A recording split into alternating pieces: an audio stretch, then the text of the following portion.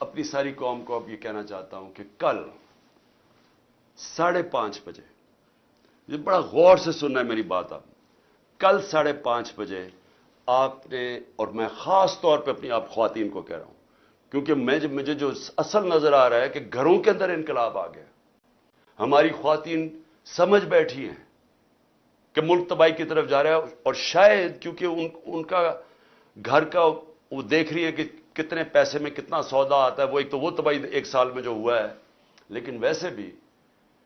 انقلاب ہمیشہ یوتھ اور خواتین لے کے آتی ہیں۔ تو میں اپنی خواتین کو کہنا چاہتا ہوں اور اپنے بزرگوں کو کہ آپ نے صرف میری آج غور سے بات سنی، اپنے گھر سے اپنے باہر نکلنا ہے،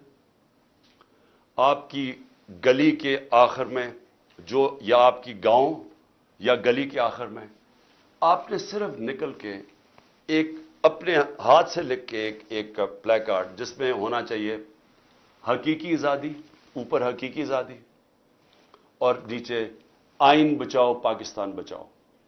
کیونکہ آئین ہوتا ہے تو اگر آئین ہوگا تو ملک بھی ہوگا اور آزادی بھی ہوگی۔ تو یہ آپ نے صرف حقیقی آزادی، آئین بچاؤ پاکستان بچاؤ ایک پلے کارڈ پہ رکھے، آپ نے صرف اپنی گلی سے نکل کے کھڑے ہو جانا ہے 1 گھنٹے کے لیے، میرے لیے، اپنے ملک کے لیے 5:30 سے 6:30 تک آپ نے نکلنا ہے کل۔ اور اس کے علاوہ میں اپنے جدھر سے میں نے جلسہ کرنا تھا، مرید کے سے میں شروع کر رہا تھا اپنے جلسوں کی کیمپین، لیکن بیچ میں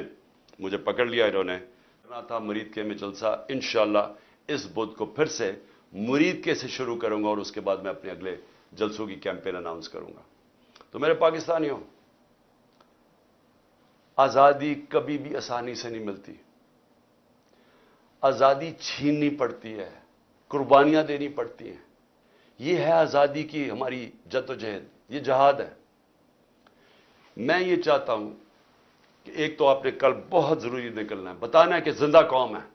ہم آزادی چاہتے ہیں، صرف اپنی گلی سے باہر، اپنے گاؤں سے جدھر بھی ہیں نکل کے جمع ہو کے اکٹھے کھڑے ہو کے پلے کارڈز میں کہنا ہے حقیقی آزادی، آئین بچاؤ ملک بچاؤ۔ دوسری چیز،